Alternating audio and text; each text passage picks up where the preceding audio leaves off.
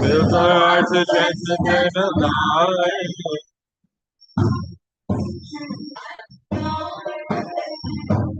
Hearts with transcendental light.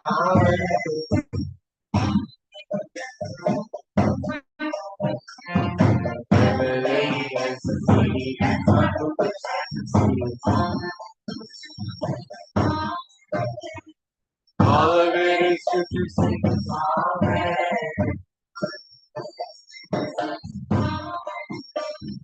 All of it is scripture singing.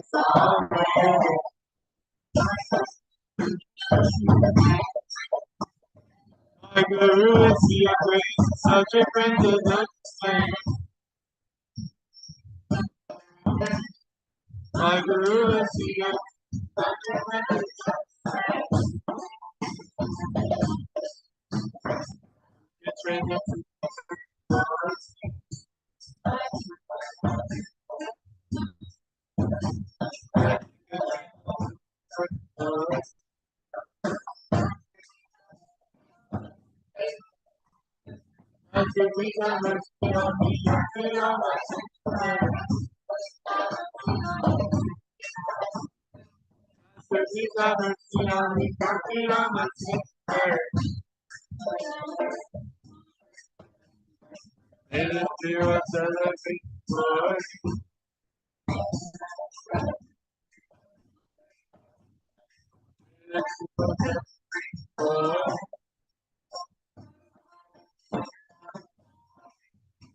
Love Prabhupada, the secret of the mind.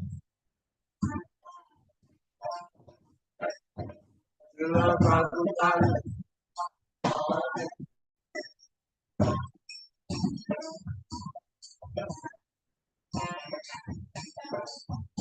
Jaya Jaya Prabhupada, Prabhupada.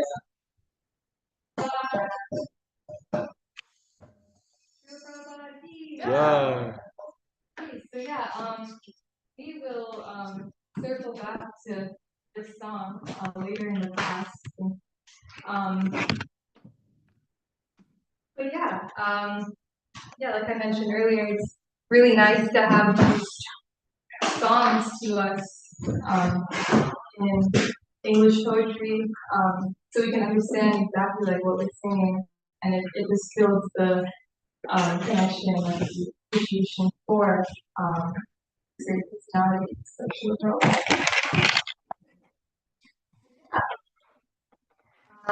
Present did a beautiful summary yesterday. Thank you. And so, yeah, I guess before that we can check.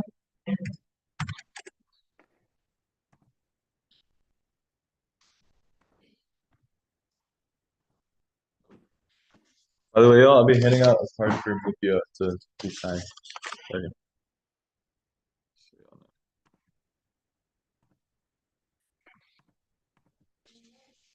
Om Namo Bhagavate Vasudevaya. Om Namo Bhagavate Vasudevaya. Bhagavate Vasudevaya. Om Namo Bhagavate Vasudevaya. Bhagavate Vasudevaya. Om Namo Bhagavate Vasudevaya. Narayana Namaskritya Naram Chaiva Devim Saraswati Vyasam Tato Jayam Nasta Preshupatrishu Nityam Bhagavata Sevaya Bhagavati Tamashuke Bhakti Bhagavati. Starting the stream of Bhagavatam, the very means of conquest. One should offer respectful obeisances unto the personality of God, Ryan, unto Narayan Rishi, the supremest human being, unto Mother Saraswati, the goddess of learning, and unto Srila Vyasadeva, the author. By regular attendance in classes from the Bhagavatam, and by rendering of service to the pure devotee, all that is troublesome to the heart is almost completely destroyed, and loving service unto the personality of God, whose praise we transcend songs, established as an irrevocable fact. Hare Krishna. Yes, like I was saying, Karthik gave a wonderful summary, and basically, and please bear with me if I have to pause now and then. This is the first class I'm giving without like a whole notebook and many index cards, so please bear with me. And so, yeah, basically, our Parishit was cursed, and he accepted it, and he turned to Krishna. And where we are now is this chapter titled "The Appearance of Shukadeva Goswami." So he's about to appear, and yeah, actually, yeah. So the topic is respect, and Maharaj Parishit is exhibiting respect to the sages that are gathering. In the purport of it says,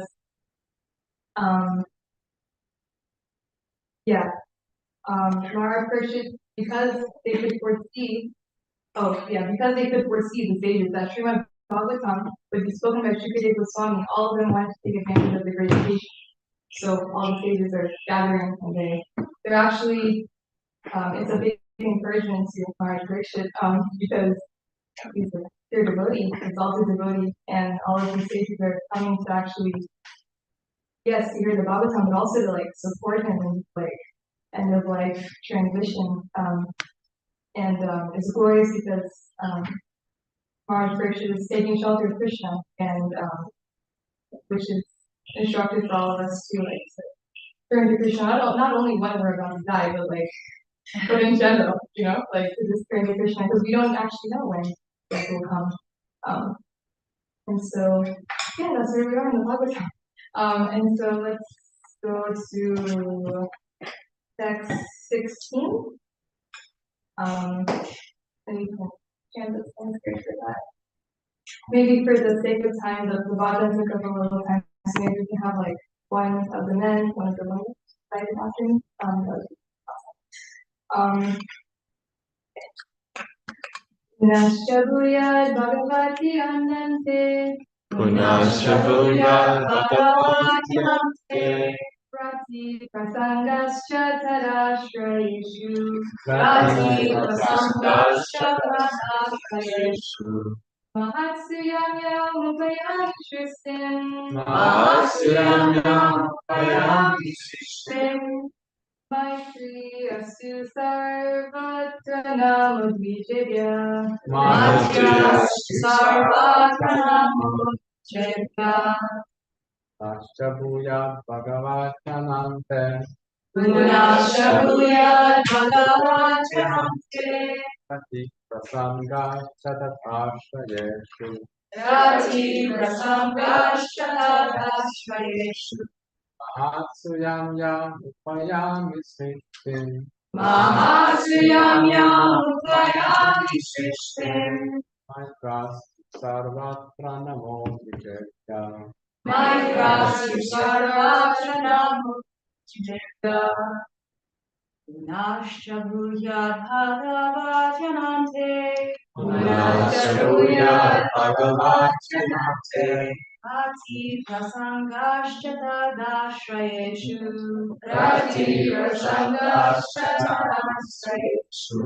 Mahatsuyamya Upayami Srishtim. Mahatsuyamya Upayami Srishtim.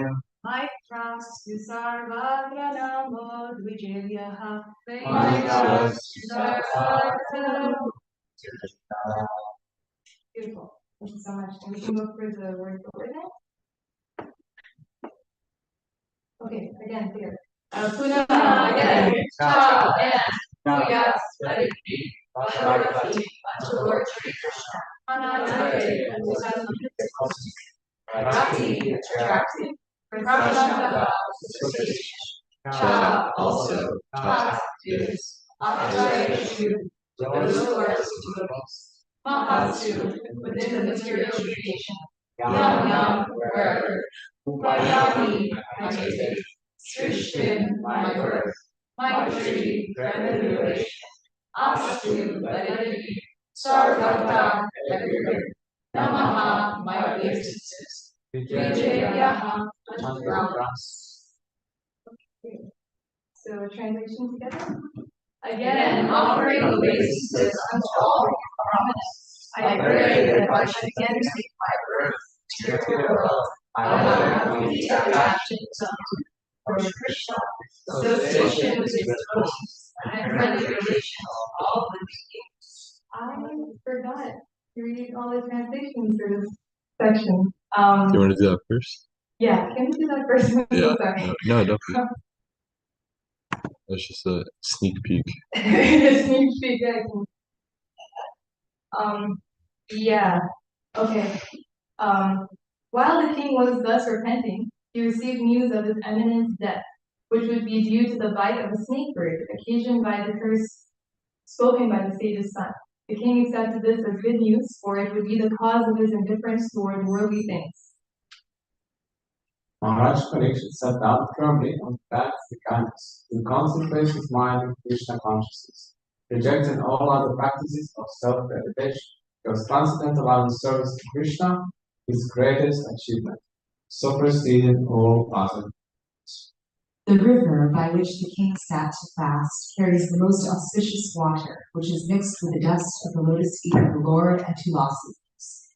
Therefore, that water sanctifies the three worlds inside and outside, and even sanctifies Lord Shiva and other demigods. Consequently, everyone who is destined to die must take shelter of this river. Thus the king, the worthy descendant of the Pandavas, decided once and for all, and sat on the Ganges bank to fast until death, and give himself up to the lotus feet of Lord Sri Krishna, who alone is able to award liberation. So, freeing himself from all kinds of association and attachments, he accepted the vows of a sage. At that time, all the great lions, accompanied by their disciples and sages, who could barely sanctify the place of the pilgrim, despite their arrived there on the plea of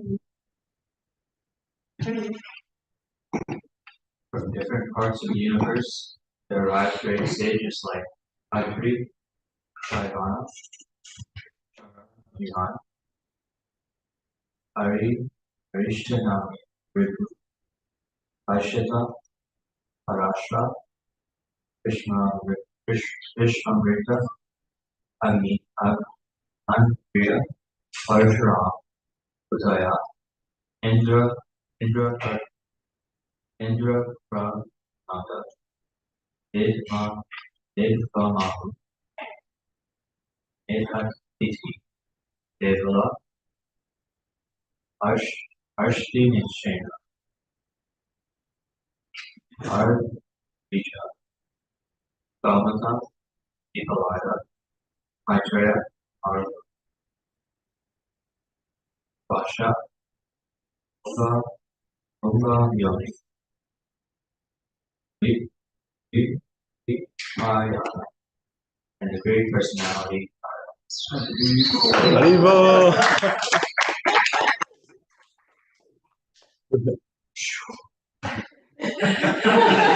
We all dogs. There were also many other saintly demigods, kings, and special royal orders called Arunadayas, a special rank of the Raja Rishis, from different dynasties of sages. When they all assembled together to meet the Emperor Parikshit, he received them properly and bowed his head to the ground. After all the rishis and others had seated themselves comfortably, King humbly standing before them, told them his decision to fast until death.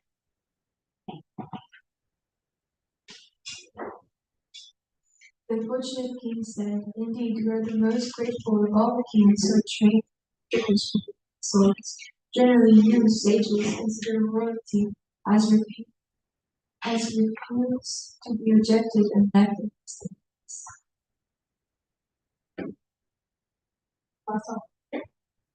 18. 18?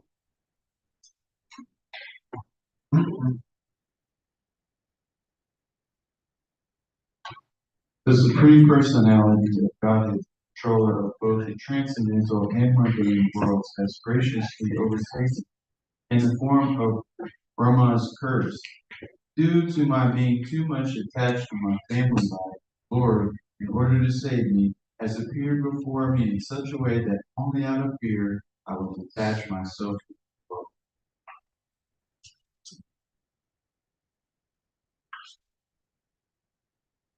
O Brahmanas, just accept me as a completely surrendered soul, and let Mother Ganges, the representative of the Lord, also accept me in that way, for I have already taken lotus feet of the Lord into my heart.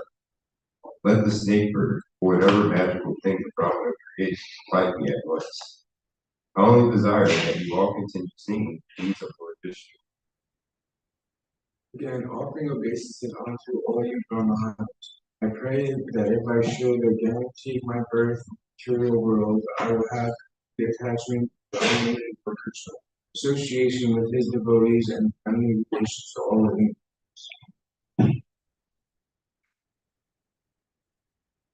In the perfect self-control, Maharaja Pakshi sat down upon the seat of straw with straw roads facing the east, placed on the southern bank of the Ganges, and he himself faced the north. Just previously, he had given charges of his kingdom over to himself.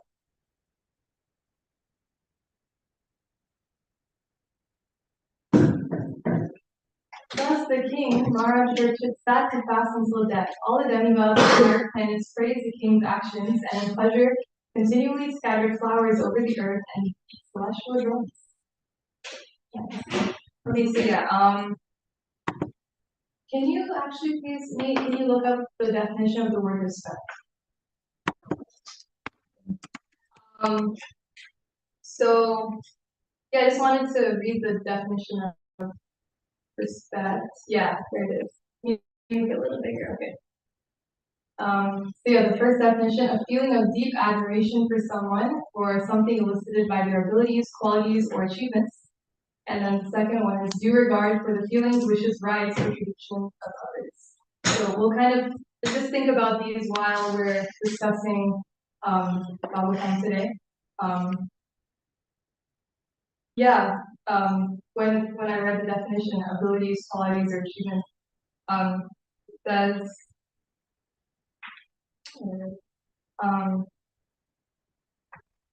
that it was praising basically the qualities of the sages and how they were, like, the king felt so, Paramara Parikshit felt so fortunate to be amongst them, qualities.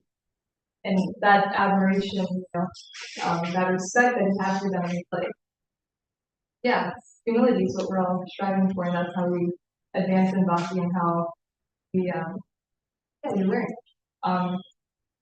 So yeah, we'll go more into that. So I plan to divide this discussion into three parts. Respect for oneself, like how to balance that. Then respect for others, like other entities, and then respect for the sages, respect for the spiritual master. We'll circle back to what Rupa song was saying earlier. So yeah, respect for oneself. I just spoke up into the stage. And basically, yeah, the translation of the verse we recited today, friendly relations with all living beings. So that could be self. And yeah, I'm really myself when I'm speaking at this point, because I have had a history of being pretty hard on myself. And yeah, I think we're necessarily hard on ourselves. It feeds self-absorbency.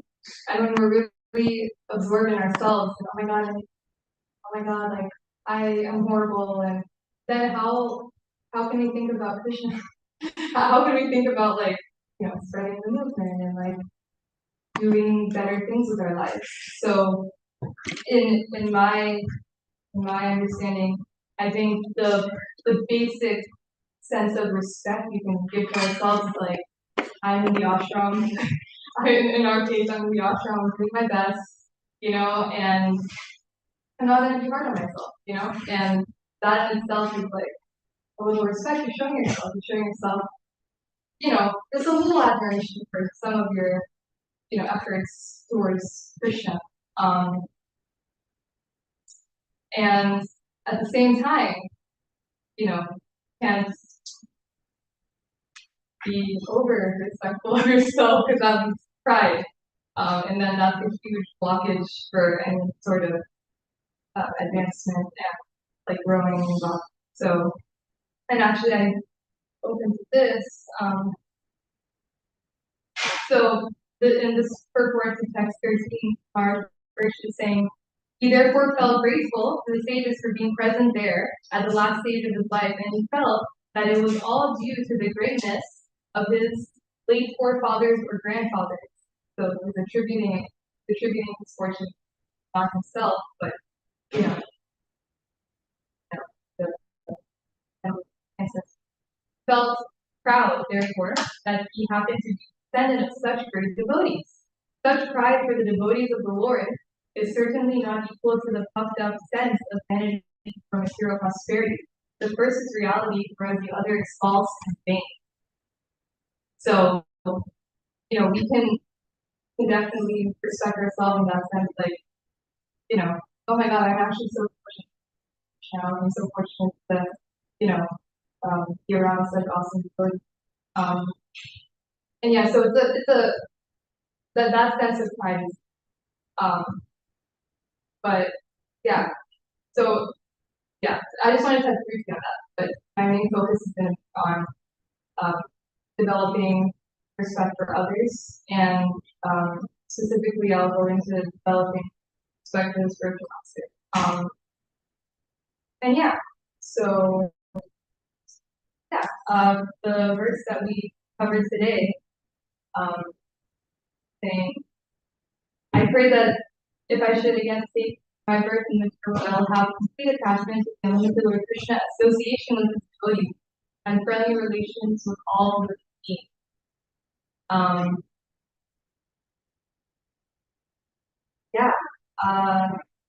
There's that verse in the Gita that I bookmarked.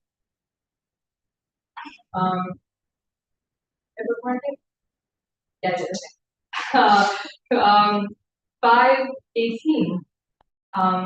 The humble sages, by virtue of true knowledge, see with equal vision a learned and gentle brahmana, a cow, an elephant, a dog, and a dog eater outcast. So actually, this respect can be extended to all living, including animals, and yeah. Can you go back to the definition?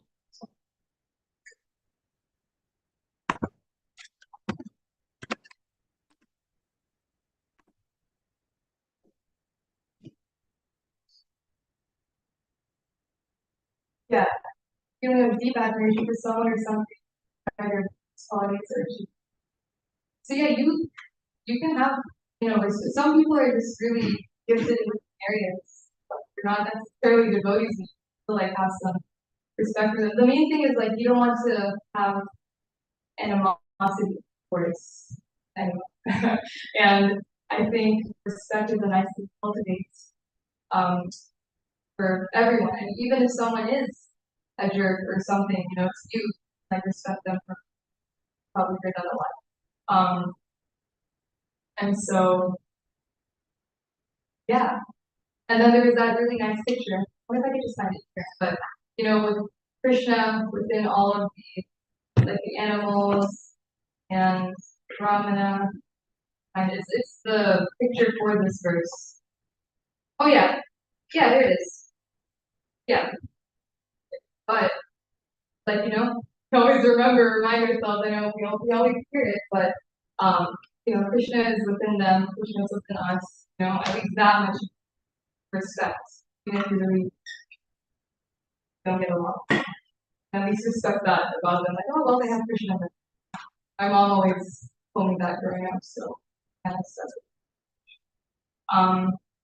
And then like a lot of problems are actually saved, from like little quarrels and disputes and offenses. Um, and I mean they will happen, but um, yeah, and just like at the end of the day, some reflection. They still have fish on their hearts. We just move on with my life and consciousness. Um, yeah, and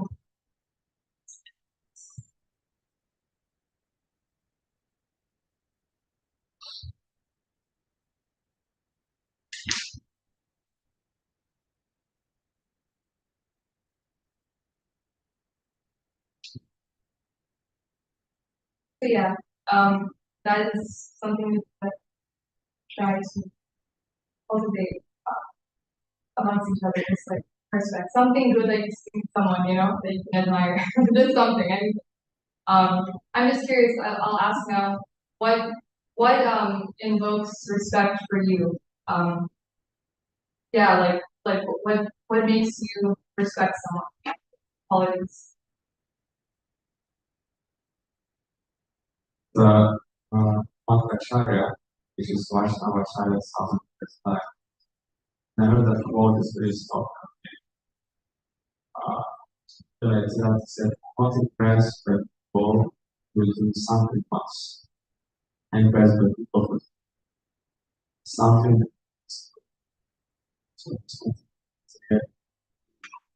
See, he always would be like this comparison. Which I out of this one God always takes out one God and breakfast of and us lunches. Seeing God as Wow, yeah. Yeah, that's definitely worthy of admiration and yeah, that's dedication. The people that are dedicated to this. Okay. I saw John. Oh yeah, thank you. This is definitely really nice thought track about besides just respect our fellows, like why you ask why we respect for the definition, based on people's qualities, abilities, their achievements. Like I really respect Bruce because we're really close and we've been on a lot of trips together and worked really hard together and he's very talented and a nice young devotee and preacher. I've seen help other people, so I've developed so much respect for him. And then with what you're saying about the equal vision, I'm thinking about, I have a pit bull named Tigray.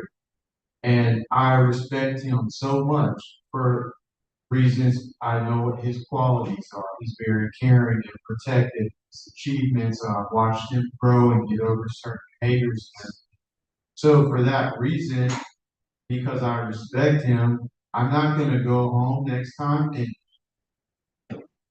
Yeah, really, because yeah, there's yeah. not a disconnect Yeah. between me really understanding that he has feelings. That's the second part of the due regard for their feelings. I understand he's a living entity. And of course I understand Bruce's, but then the farther away I get disconnected from other humans, I might start thinking that they don't have those things. And the farther I get away from the animal world where I don't have a close relationship with them, I might start disassociating and realizing, or not realizing that, they have those as well. Mm-hmm. Wow, thank you for sharing. Actually, when I look at that picture, yeah, it reminds me of the principle of no meat eating. If you respect animals, other living, if you care about their feelings, then you wouldn't do that.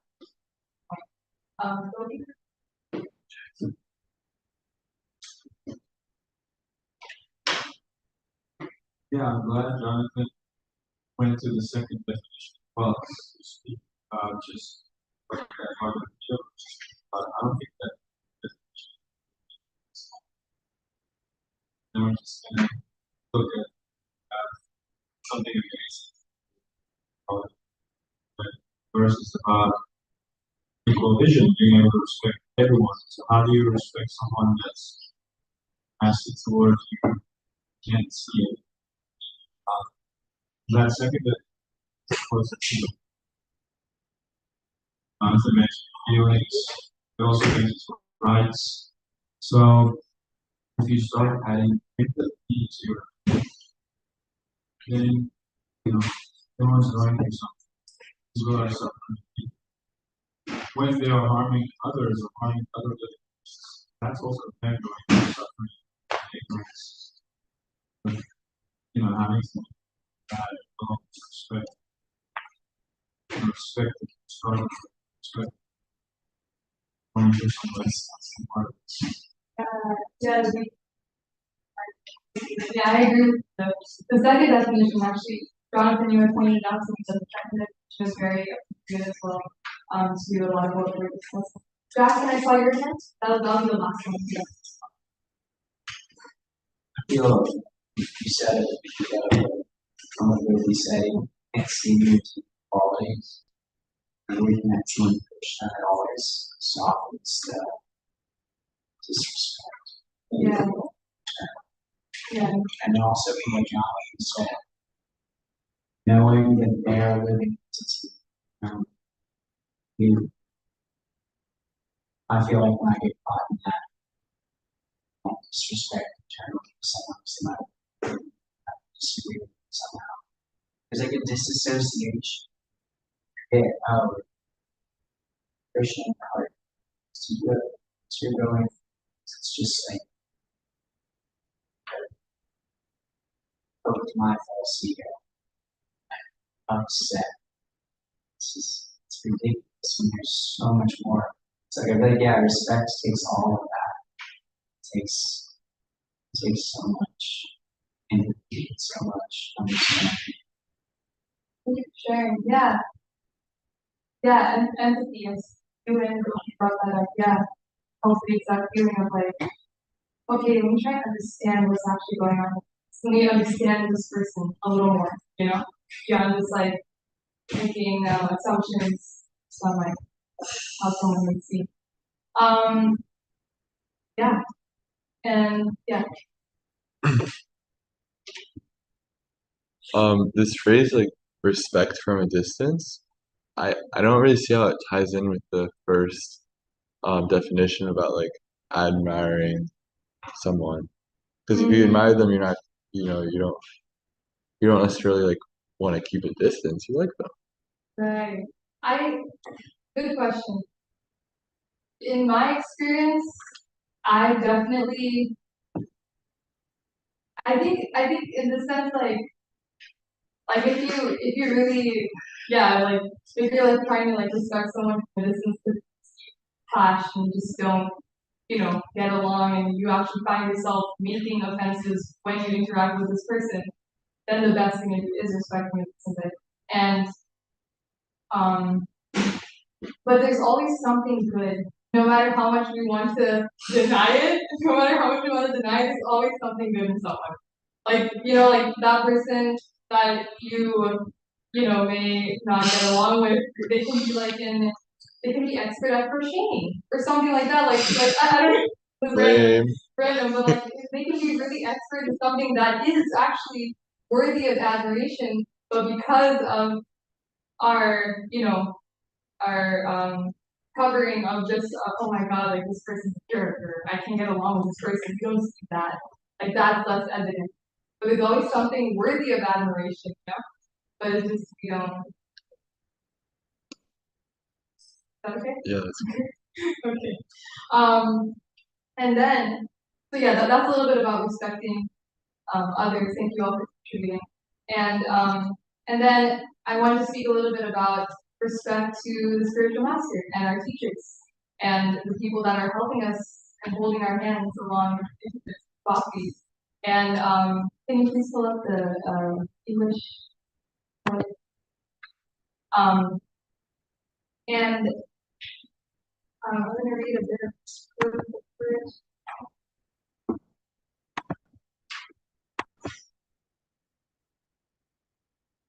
Okay, and then so in the fourth verse, Srila Prabhupada says, real happiness is achieved by spiritual existence or by cessation of the repetition of birth and death. One can stop the repetition of birth and death only by going back to Godhead. And so does that remind anyone of a verse that we sing every day?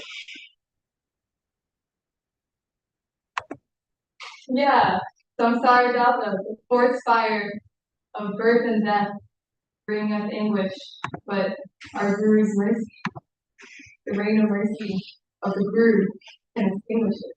And so, and so this is actually the epitome of respect, is actually respecting the person that's going to take you out of this material world that's full of a lot of anxiety and troubles. And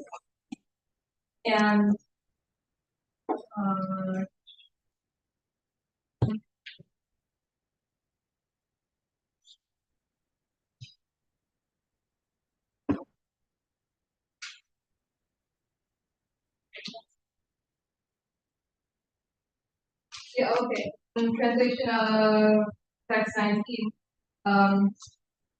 naturally the sages are inclined to do good to common men, for they have all the qualities, powers of the Supreme. Therefore, they were very much pleased to see Maharaj Parishit, a devotee of the Lord, and they spoke as follows. So they're inclined to do good to common men. So these sages, they care. They care, and they want us to progress, and they care about the welfare of humanity. So that's why,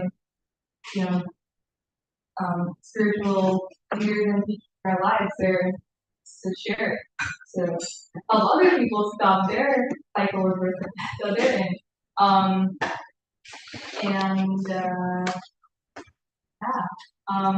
Can you pull up the sorry, we changed so many pages. Can you pull up the translation?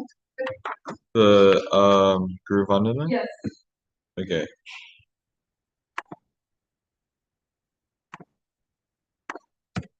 This will be my final one. Jai Shishi. Jai. Sorry. So in the translation that is coming up, one of the lines says, hearing him is all that I require. And so what does it really mean to hear? Because we can hear so many things, and like you hear the saying often, like in one ear out the other. Like we're being told so many things to actually benefit us from our mentors and our teachers and our gurus. But it's like, how much are we actually applying? I read something this morning from one of my teachers, and like the mercy, the gift of mercy is always there, but it's like, it's up to us how much we, actually access it. So it kind of brings up the point about like personal responsibility and the responsibility for actually cultivating this respect. Because what's more respectful than listening? Where is it? Hearing him is all that I require. His lotus-like lessons impart devotion to my heart, and hearing him is all that I require. So really hearing is the true hearing is actually application, and like applying what they're telling you, because they're telling you how to escape this world that we're in a very real way, and it's pretty serious.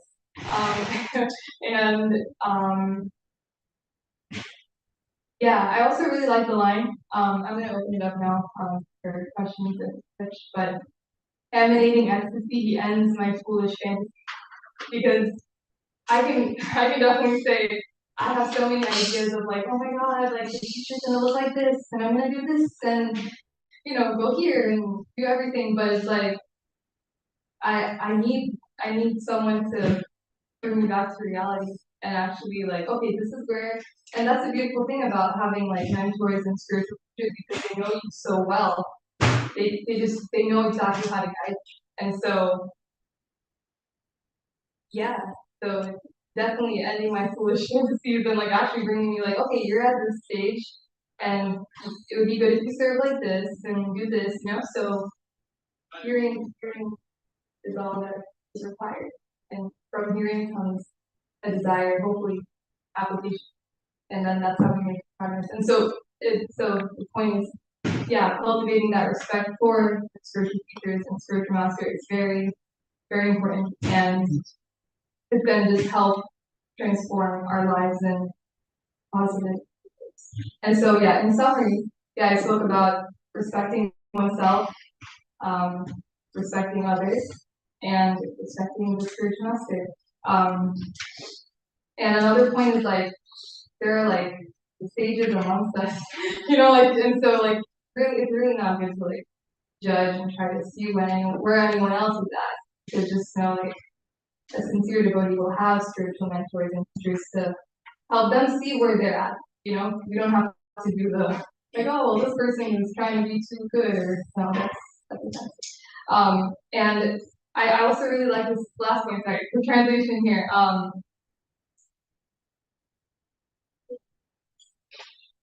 Oh, the prayer that we also say every morning that invokes respect is Panchakalpa Tiruvyascha Krivasinirve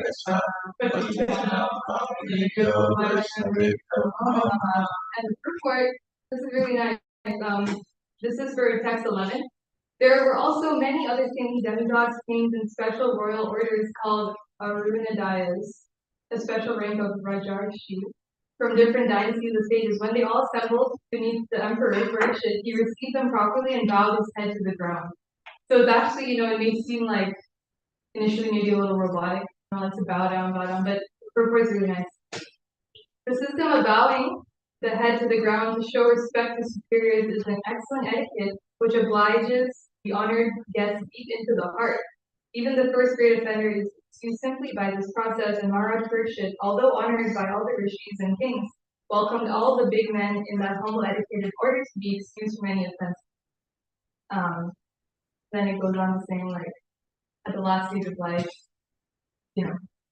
that, but we practice it every day. And so yeah, to really internalize that is also important. But yeah, that's it. That's all I have for you all. Any questions, comments, corrections, presents? Thank you so much for opening up the topic of respect. It's so important on all of the levels at which you asked us to reflect upon it. It's really great to be for today's topic. I have a question about respecting authorities, sages, mentors. I find that sometimes I have a resistance due to efficiency or perceived efficiency, which is that I'm like, okay, I need to do this thing, and now I have to ask this other person's question, and I have no idea when they're going to get back to me about this, so I just have to sit and wait, and I find that sometimes stops me from wanting to ask, and so I'm just curious if you have any practical tips for getting over that, right? Because it stops me a lot of the time, and then I just want to act, and I know that is not benefiting me, but I'm just curious about it. Yeah, beautiful question. Thank you. I'm a very impatient person. So I relate with that sentiment. Not saying you're impatient. I am impatient. But yeah, that need for efficiency and asking a question, not getting something back immediately. I've actually found when I have asked questions and I don't get a response immediately, it's literally Krishna's arrangement, for it to happen in that way, for the timing of it to come at a certain moment. Because while I've been waiting for the response, I did a lot of more reflection and I feel like Krishna made me wait. And so in that sense, kind of you can try maybe occupying yourself with okay, so maybe what I asked this question, what can I reflect further? Irrespective of what the response is that you receive eventually. What can I reflect on further for receiving this advice or instruction. And you'd be surprised, like, what comes from that period, because you already did an amazing thing, which is to ask, like, I feel like there is that hesitation, like, oh, should I ask? It's small, it seems big, it's always better to ask, because then it can save you a lot of, yeah, not that necessary things. Is that okay? Thanks. Hare Krishna. Hare Just really quick follow-up to this presence's point. During that time of reflection, are you reflecting on received answer that Guru is going to give, or are you reflecting on question?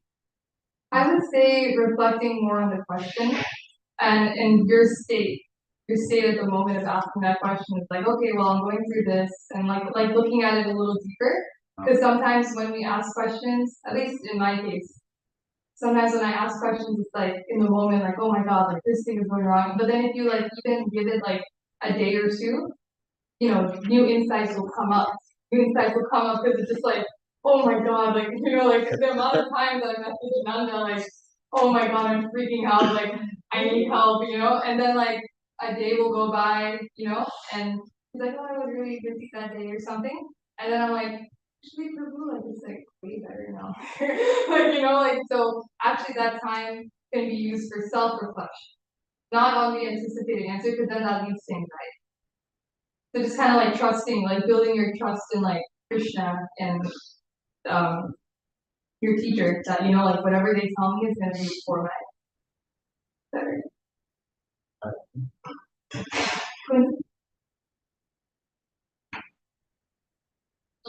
In a situation where your feelings and someone else's feelings would be, how would you respect the other person's feelings without neglect? That's a great question. I think it takes maturity. It takes some maturity to like step back and be like, okay, I'm feeling like this. But then again, to the point on empathy that Gopi and Jackson brought up is like, okay, I feel like this, but like let me take a step back and see how this person is feeling. And then, yeah, a lot of conflict and a lot of different things can be solved by doing that. And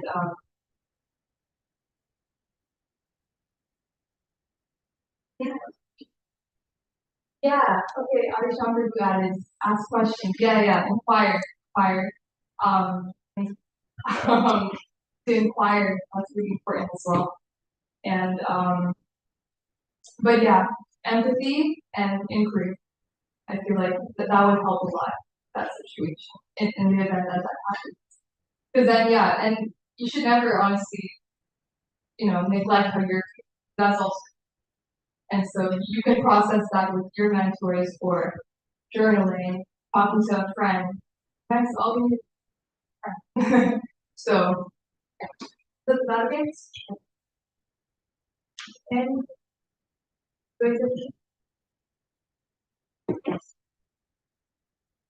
thank you for the class. So we're reading the verses. I was thinking about self-respect. You mentioned. It seems like our Richard, at least at this point of deep remorse, kind of was lacking that. It seemed like it's kind of natural.